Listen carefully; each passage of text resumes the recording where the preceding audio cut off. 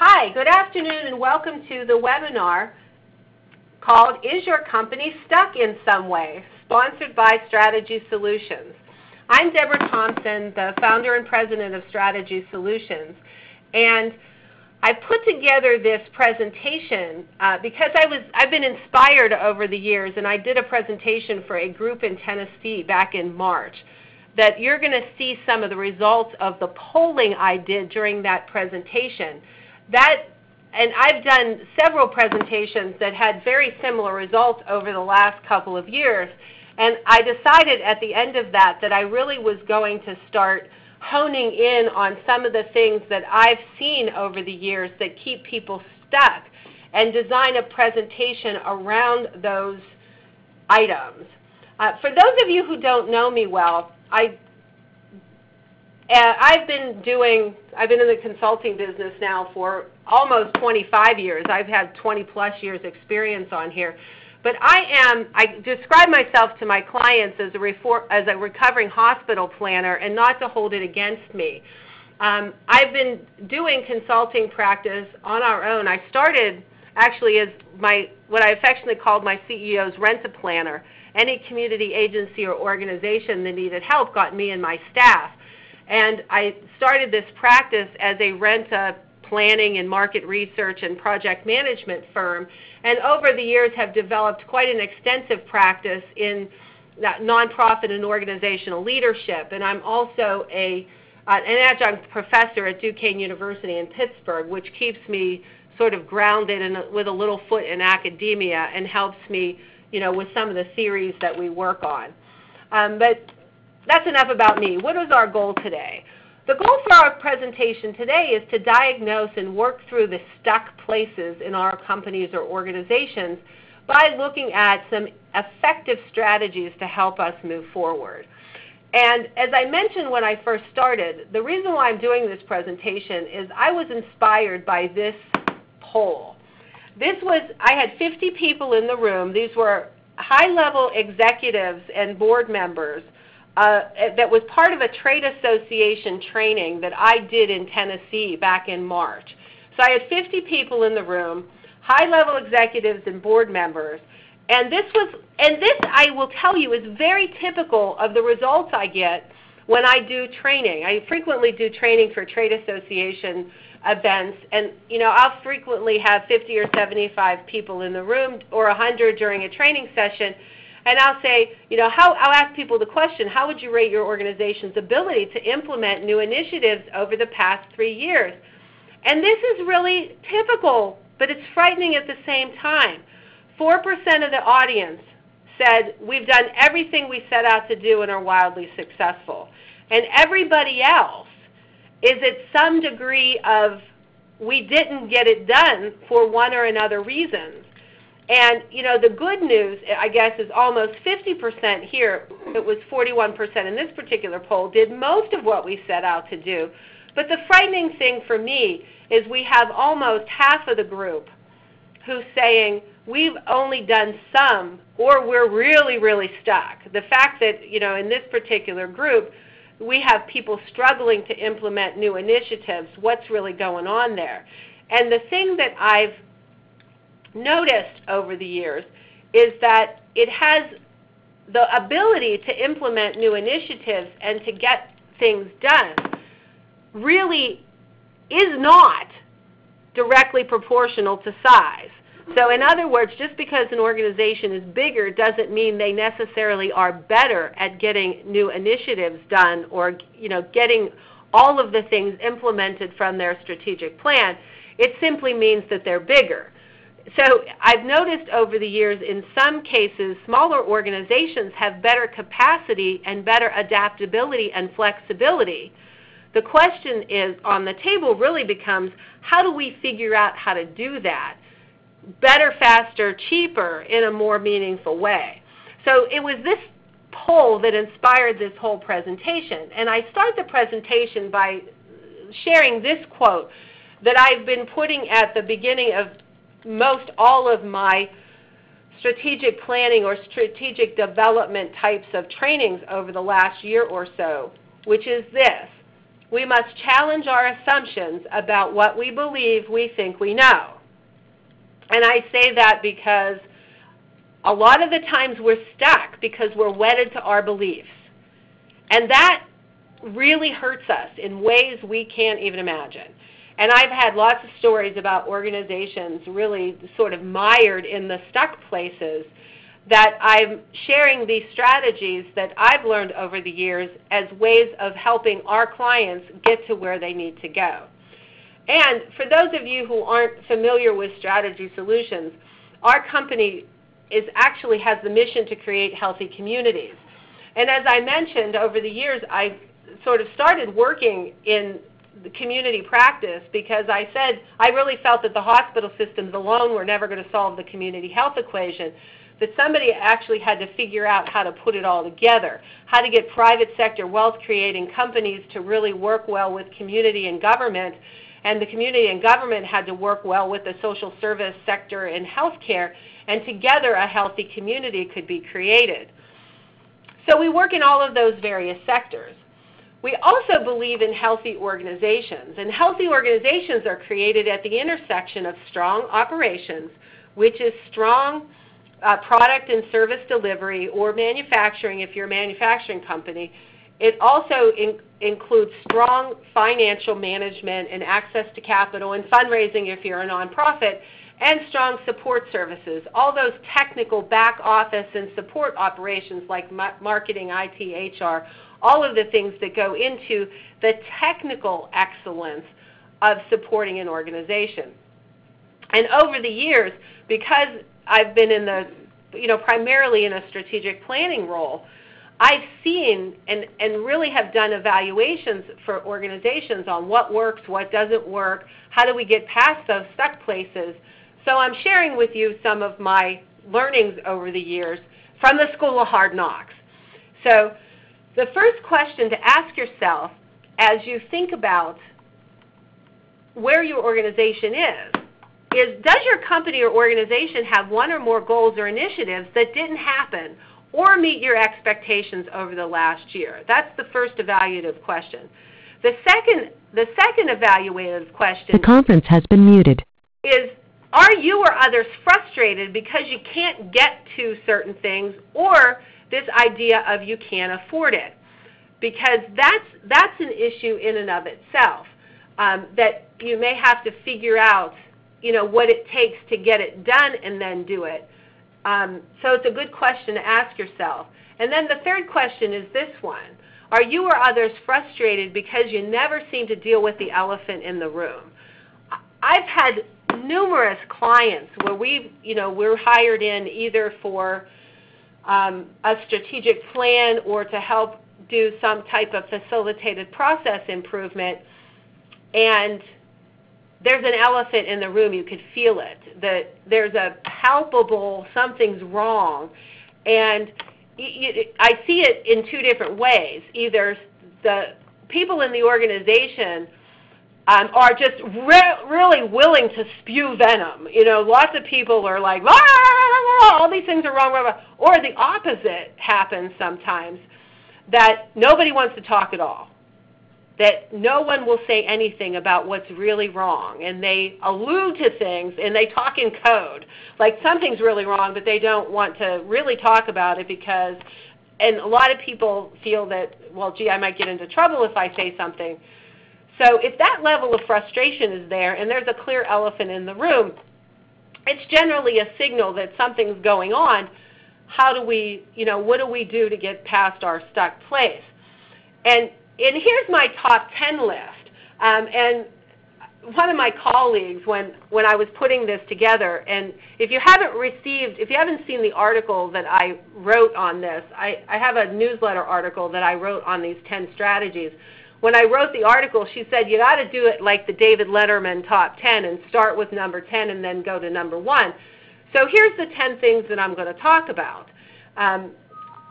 First of all, when things seem stuck, excuse me, tripping over my tongue here, when it seems like you're stuck, the best thing to do is to start by looking in the mirror And often when things are stuck, there's usually somebody to blame, or we're looking for somebody to blame. Scapegoating is one of the most interesting organizational behaviors that I've witnessed probably in my entire career. It happens a lot. I've seen different dynamics where people try to sort of beat up the weakest link. It happens all the time. But oftentimes, we don't realize, especially if we're leaders, we're our own worst enemies if we fail to recognize where, in fact, there are things that we could be doing that are holding us back. So, I say look in the mirror. And look in the mirror not just for the things that are obvious, but look for the blind spots. Because you could say, well, maybe it's not me, but it could be something in your organization, especially if you're a leader or a CEO. There could be something going on that you don't know, that you could do something about if you were aware of it. And those kinds of situations create blind spots that stand in the way of us actually being effective or helping the organization move forward. And one of my colleagues and I, who do a lot of organizational development work together, we talk about cross-purpose energy. And sometimes we have people in our organizations who aren't quite really aligned with what we're trying to accomplish. And they say that people talk about personal agendas. When there's a personal agenda going on, there's also that associated with that cross-purpose energy, that some people are going in a slightly different direction than anybody else. So if that's the case, the best thing that you can do is look for those blind spots and try to create some dialogue and alignment and work through the process of getting people on the same page and creating a shared vision. Because generally speaking, if something is going on that you don't know, or if there's a different dynamic when you leave, which sometimes happens, those blind spots can hurt us. The other thing that I've seen leaders struggle with is that many of us have blind spots in our leadership styles that keep us stuck. And I'm going to talk about this a little bit more fully later on related to immunity to change, but sometimes we don't even recognize that we miss certain things or we ignore certain things or we don't want to believe that they're true. But sometimes our unwillingness to acknowledge that certain things exist, sort of there. Sometimes we leave those sacred cows or those elephants in the room alone. We don't touch them. We don't deal with them because we're afraid, that might open up a whole kettle of fish that's really stinky and require a lot of extra work. But sometimes those blind spots in our leadership styles really hurt us when we don't work through them. So my first strategy is try to recognize and talk to people about their perceptions of the dynamics, so that if you're in a situation where it's either cross-purpose energy or your own leadership blind spot sort of standing in the way of your effectiveness moving forward, talking to people and asking questions about what you might be missing is a really important strategy to help you move forward. And one of the other things that I've noticed from working with people is oftentimes rank and file employees don't tell their supervisors or bosses sometimes things that they think are the obvious because they all know it. And they assume, I actually had this happen to me personally, they assume that the boss knows about it and either doesn't care, that's the first assumption, the boss doesn't care, that's why they're not intervening, or that something evil is happening behind the scenes. We always project the worst case scenario on other people's intentions. We judge ourselves by our intention. We judge others by their behavior. We often don't talk about those strategies. So figure out ways to talk to people, to have them inform you to get past the blind spots, especially ones where they are assuming that you know things that might be things that you don't know. The second way is to schedule formal evaluation time. And I've seen this phenomena happen in most organizations that I work with, myself included, that many people take shortcuts and don't document the lessons learned from their work, either during the development of a new initiative, which is called a formative evaluation, or after the initiative is implemented, which is called a summative evaluation. And they just skip it, or evaluation becomes an afterthought. And again, the other thing I've observed is that people hear the word evaluation and they think about it as something that you got to be a PhD in order to do, so they're afraid of the word. So they think, oh my God, this is too complicated, I can't possibly do it myself, so I don't. So my strategy for you there is evaluation doesn't have to be complicated. It really doesn't. You can sit down with your team and ask yourselves two simple questions. What worked about this process or things that we did? And if we had to do it over again, what would we change? Two simple questions. Document the input, discuss and vet each new idea that comes out of that from the question, what would you change? And then develop an action plan to implement the changes the next time, and then write it down. Because we often say, oh, if we had to do this over, we would do it this way. And then we don't write it down. And then a year or two later, when we go to do this thing again, we've forgotten all of the things that we wished we had done, or we said we were going to do the next time we did it, but nobody ever wrote it down. So my suggestion to you is really be disciplined in your approach, schedule that evaluation time, ask the simple questions, and write down the answers, and then file it away so you can pick it up later and say, oh, yeah, that's what we said we were going to do the next time we did this, and it's actually written down. The third thing to think about is to smooth ruffled feathers. And the reason why I say that is because I've probably worked with almost 200 organizations on different initiatives, and I don't believe I've ever had one project where every single person was on board with every single thing from the beginning. It just doesn't happen. Mostly because if it was that easy, they would have done it already and they wouldn't need help from an external facilitator. So think about that one. But this idea of smoothing ruffled feathers is really important because change is hard for a lot of people. And sometimes emotions stand in the way of progress. And the best thing that we could do if somebody shows up appearing disagreeable, because sometimes people they appear disagreeable when they're really not disagreeable. They are just people who are very precise. And I've met folks that are so precise and logical and committed to honesty that they show up in a group process they appear disagreeable because they cannot in good conscience agree with moving forward because they have a concern that hasn't been addressed.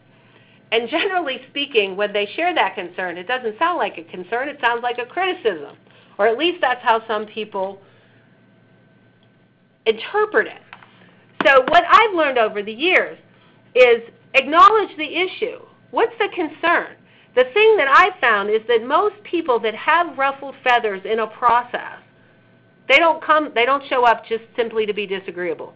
They do, in fact, have a legitimate concern that needs to be put on the table. It needs to be vetted. And more often than not, with the folks with the ruffled feathers, if their concerns are vetted, if they're written down, they're addressed, they're investigated, they're given, sometimes, heaven forbid, they're right, and maybe we need to change direction based on their input.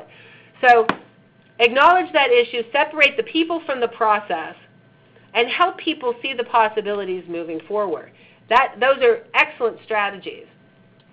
The other thing that you want to do is recognize the organizational culture iceberg. And I talked about this a little bit related to the elephant in the room. Because if you have an elephant in the room, you have different things that are going on. You know, we see the things we see are our mission goals, structure, systems, technologies, policies, and procedures. We see those. But there are process issues and informal and sometimes covert things that go on under the surface. So we want to recognize when some of those things are happening, because negativity often will take on a life of its own in a group process, and we will sometimes see that happen. So it's a good idea if you recognize that organizational cultural iceberg and then look at what might some organizational issues be that are underlying the surface. We also want to recognize the stages of change model, because some people often won't change unless they see a reason to change. And I put this model on the slide here so that you have it as a resource. And if any of you have ever been involved in social work or theory of change, you know, people have to generally say, I have a reason for this change. I get emotionally aroused by something, I prepare for it, and then I take action. And if they don't go through those stages, that a visioning process will help people see the reason. If they're part of the process, involvement equals buy-in a lot of times with folks. You got to help people get through those stages and understand that if they don't see the reason for a particular change, it may be harder to get them to change. So you want to be able to create that education and group process for them in order to help move things forward. The other thing you want to do is recognize that transition is not the same as change. Change is situational, transition is psychological, and sometimes people have to grieve the past, let go, and move on. And recognizing those things as part of the process is really important. Number 7, encourage vetting concerns. I mentioned this earlier, but it's important to voice all concerns and address them through the planning and implementation process, and don't let the concerns stop the process. Folks that know me well know that when I facilitate a group process, I use an audience response polling system called Option Finder that works like America's Funniest Home Videos or Who Wants to Be a Millionaire. There's a lot of online tools that do the same thing today, ways of getting input from people. This process, I find, is a critical success factor in getting people on board, because if you create the environment where people bring their issues to the table, then you can systematically look at them and help people move forward. And these are questions to ask. What is changing? What will actually be different? Who's going to lose what? What are they changing? What are the concerns? Keep asking those questions and see what shows up, and then put together action plans to be able to address them. It makes all the difference in the world. Item number 6, empower change facilitators and project managers. Sometimes things are stuck because nobody is in charge of the process. And sometimes we think about this as saying, duh, but sometimes everybody's in charge and nobody's in charge. And it's important to really designate particular project managers and have somebody be in charge of the keeper of the to-do list, even if it means giving them some training in project management or process facilitation.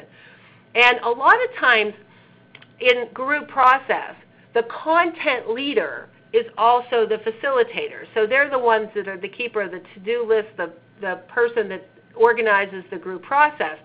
One of the things I learned early on in my career is if you separate those two, if you have a content leader who's responsible for the content and then a process facilitator who's responsible for the process, those two people together with the rest of the team can create a much more fluid team environment, and it works just a whole lot better than if one content leader also tries to be the facilitator and you move things forward. It really helps. Item number 5, evaluate working relationships. Teams are created with individuals typically who have complementary skills to solve a problem. And sometimes individuals can figure out how to get a job done, but if one of them leaves, the effort isn't sustained, or it's just hard to organize the team in the first place. And for those of you who are in the throes of trying to organize your team and figure out your roles, I offer you this thinking. I encourage you to go to a website called internalchange.com. It's the Center for Internal Change. And what I like about this model is that it is a Carl Jung psychology-based approach, so that if you've ever done, many people have done personality assessments like Myers-Briggs or the DISC. So we look at personality types and how they work together and how they communicate together. That's mostly how we think about these constructs. But what I've learned is that in order for a team to get a project over the goal line, that the team roles and the personality styles as they relate to the team roles are really important. And the 4 of them that are there, actually there's 5, creator, initiator, ideator, advancer, elaborator, refiner, and executor. If you don't have people in all of those roles in a team process, whether or not their personalities are naturally suited to those is a different story. Of course, you know, I'm a creator by personality, so I like to take that creator role. But you could have somebody who is an elaborator or refiner by personality take a creator role, as long as they know it's expected of them to take the creator role. I see often that teams lack advancers. They lack people in the role of getting other people on the bus and helping to frame those new ideas and to generate new ideas. So I encourage you to check out the resources on this website and to think about what those team roles are, because sometimes groups get stuck because either there's nobody in the advancer role or there's nobody in the executor role actually getting it done. And I've had client groups where I had a management team and a board one time. This was the most extreme example. I had one creator, and they were a program supervisor, kind of a low-level manager. They weren't even a director-level person. And I had one executor who was the director of maintenance, and everybody else on the management team and the board was a refiner executor. No wonder they were stuck. There was no vision there at all. And the one person who was kind of the visionary was a cynic more than anything else, because they were frustrated because they weren't in a position to actually create anything. So it's an interesting dynamic, and understanding those team roles make a huge difference in helping to get unstuck. The second thing I encourage you to do is to under the concept of evaluate your working relationships, is pick up a book called How Stella Saved the Farm. This is a great book written by 2 Dartmouth professors. The book is one of those, it's a fable book. So Stella's a sheep, you can see her picture there, holding up the picture of an alpaca. What this talks about is a great story about how our current systems, the way our organizations are organized. They're organized to do the production work of the things that we do today. They are not necessarily organized to do the production work of new stuff. And in fact, the production system for the old stuff will thwart the new stuff without intentionally doing it.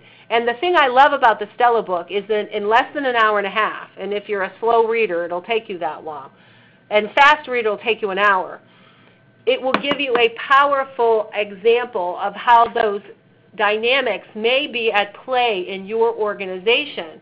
And you want to think about how you organize yourself in order to move forward. And again, you know, I bring this up because back to my group, that same group, I asked them, you know, how would you rate the speed of your decision making and speed to market with new products and services? This, again, is a typical answer that I get. We are glacier-like, which was actually a quote from one of my clients that said, we are just extremely slow. And again, a very small percentage of the people are saying we're quick and effective at this. And if we want to be sustainable, we have to figure out how to do new stuff faster, which is the whole reason why those 2 Dartmouth professors wrote the book. They also wrote another book that is called The Other Side of Innovation, which is it's actually the real book that explains the management concepts. And they talk about the fact that if we are going to do things better, faster, cheaper, and we're going to organize innovation in our existing organizations, that we have to reassess how we do planning.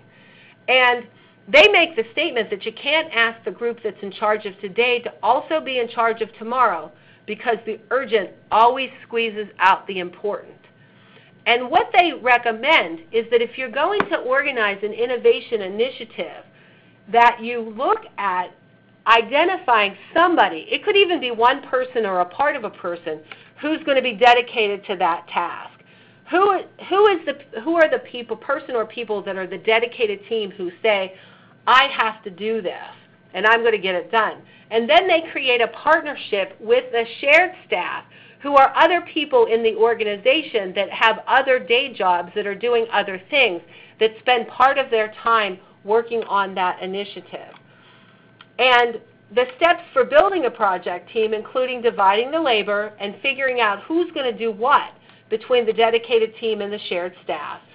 Look at who's going to be on those teams and work on establishing clear expectations for each partner, and figure out how to mediate the inevitable conflicts that will arise between the two.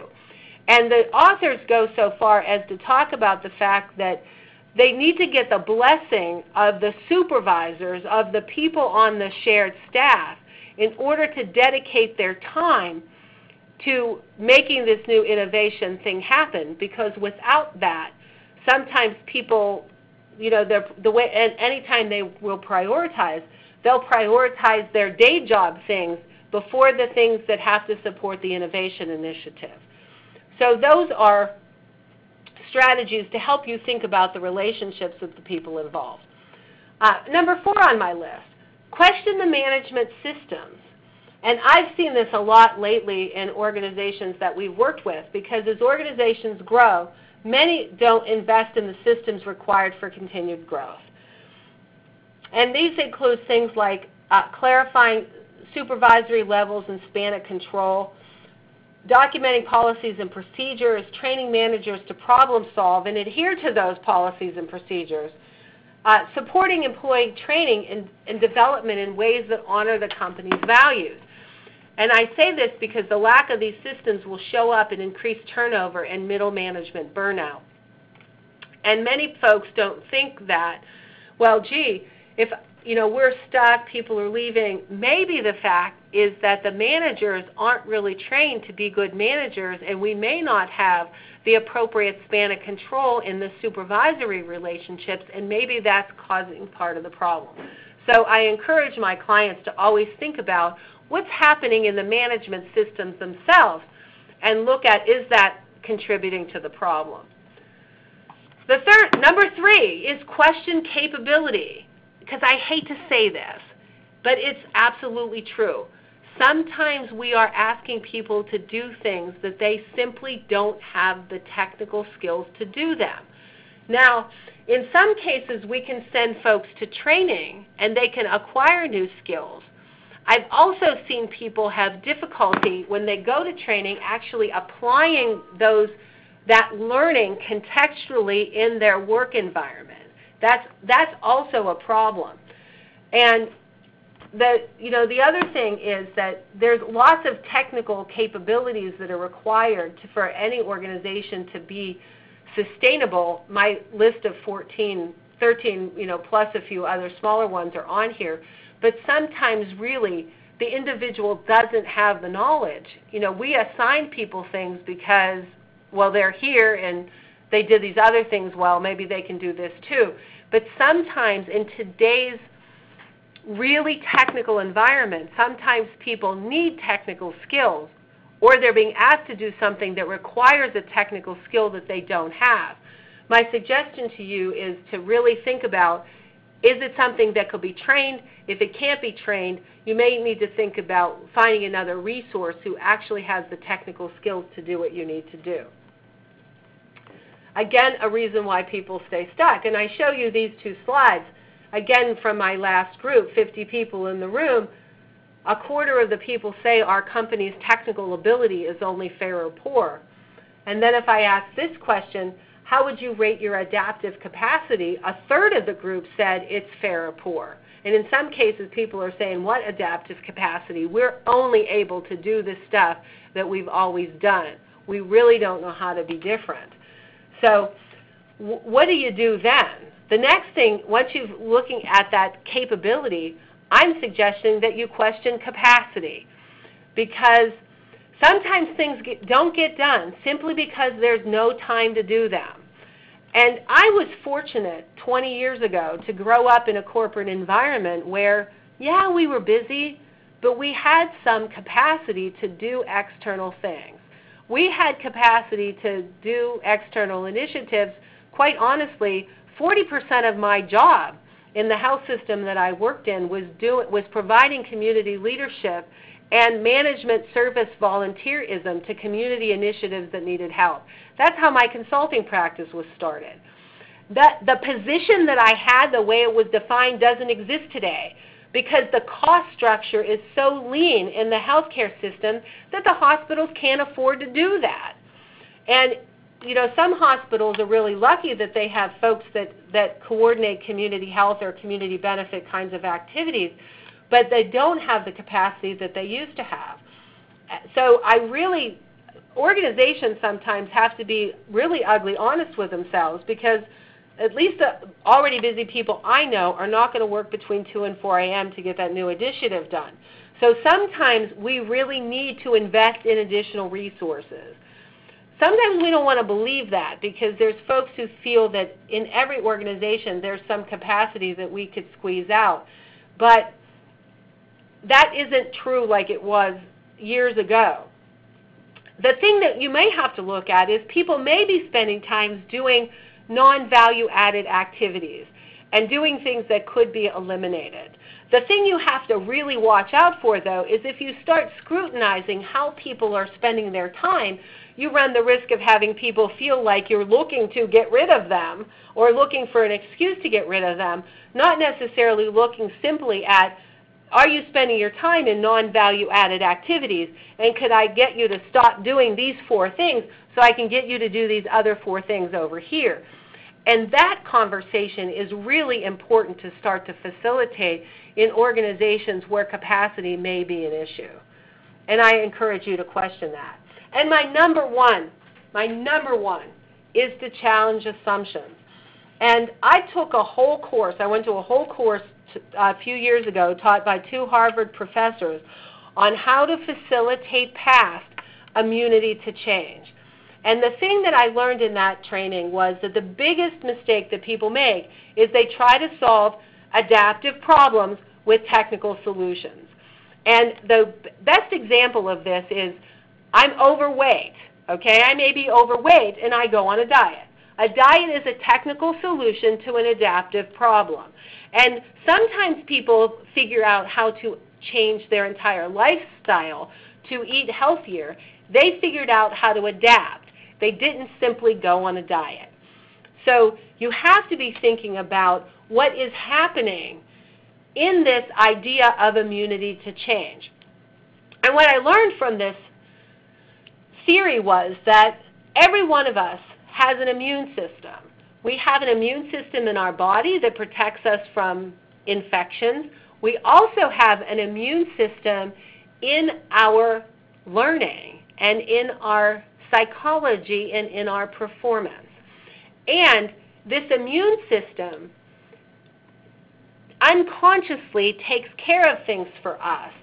And what happens for people is that they are so busy constantly dealing with fear that they don't recognize it as fear because they're so skilled at dealing with it. And this what it does is it creates an immunity to change. And what's interesting about this is that those immune systems, they create blind spots. I talked about blind spots earlier, but this is a different kind of blind spot. This is a blind spot that even if people bring it up, the person can't hear it, or they just ignore it, or they're so busy trying to avoid something that they talk themselves into believing that the strategies that they're using are the right strategies. But what happens is those kinds of blind spots prevent learning and constrain action. And essentially what's happening is the individual has a self-improvement goal. I may have a self-improvement goal, and one of my favorite examples of this as a leader is I may have a self-improvement goal that I want to hold my employees more accountable. I know a number of CEOs that would love to have their employees be more accountable in the organization. The problem is that that butts right up against, okay, and we have countervailing forces as shown by my arrows here, a whole set of hidden commitments. And in some cases, those commitments are noble commitments, like I want my employees to view me as a colleague and as a friend, so that I'm not going to, I'm not going to run the risk of angering them or disenfranchising them by trying to get them to really, focus on the self-improvement goal. On the other hand, I also could be driven by the fear of losing those employees, which I've also seen happen in organizations. Organizations, their commitment is to never having turnover or trying to avoid turnover. And what often happens is that commitment to avoiding turnover ends up, ironically, creating the exact opposite effect than the self-improvement goal and what people want. And that's the tragic irony of immunity to change, which is why I say my very last thing is to challenge assumptions. Because organizations often will stay stuck because there are hidden commitments and assumptions that underlie behavior. Sometimes it's the protective fear of an individual leader. Some commitments and assumptions are based on fears. Sometimes it's conditions that no longer exist. When I start to look at what are the assumptions that are keeping people stuck, I hear that there's a fear that, someone 20 years ago didn't want to do this. So we live by that as if it were the gospel truth today. I have a client right now who is, it's a nonprofit organization that does different types of community interventions for persons with disabilities. And there was a fear once upon a time that this organization might compete with private doctors. Meanwhile, the private doctors don't want to deal with that population of patients at all and are just as happy that the agency would do it, except they've been living under this assumption for 20 years and no one's challenging it. So they're staying stuck. So that happens. So others, on the other hand, come from self-protective fears that no longer exist. So, and again, ironically, they create the very outcome that they're trying to avoid. So my advice to you as you look at these top 10 items, to really think about creating a safe space to identify those stuck places and call them out. Whether it's, any one of the 10 things that I've mentioned, it could be that there's assumptions that are keeping you stuck, but I encourage you to think about these 10 strategies. Look in the mirror, schedule evaluation time, smooth ruffled feathers, encourage concern vetting, empower your change facilitators, look at your working relationships, question your management systems, look at your capability. One of the things that I didn't mention as I was talking about capability as well as capacity, in some cases, especially if you're a nonprofit organization, you have to figure out how to make a strong business case for support, that there's a return on investment of what you're doing. And what I've noticed is that many nonprofits, they may even question their capability or question their capacity, and they know they have a problem, but they don't go through that next step of actually figuring out what the return on investment is of the impact of that investment, and figure out how to raise the money. And making that case for support is really the secondary strategy to both questioning capability and questioning capacity, and will actually get you past that. I've had lots of clients that they've figured out how to do it, and once we've made the case for support, every organization that I've ever worked with that has gone through that detail has raised the money that they needed to implement the strategies. So I leave you with my last thought. Challenge those assumptions, because in order to do, quite honestly, the other 9, you've got to challenge assumptions. But it really is some commitment somewhere to something, to a strategy that may no longer be useful, or to a commitment that may no longer be helpful, that is at the root of keeping your organization stuck. So I encourage you to use these strategies to hopefully help you diagnose where your organization might be stuck and help you to develop an action plan to move forward. And with that, I'm going to say the conference has been muted. I'm open now to any questions or discussion that you'd like to have on any of the materials that I brought up during the session.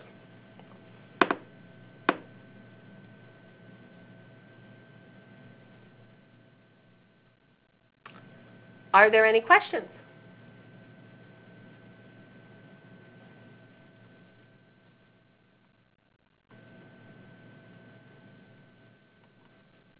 With that, I'm going to stop the conference recording and say thank you very much for your participation this afternoon. And I will stay on the phone for a few minutes if you do happen to have any questions that I might be able to answer for anyone on the line.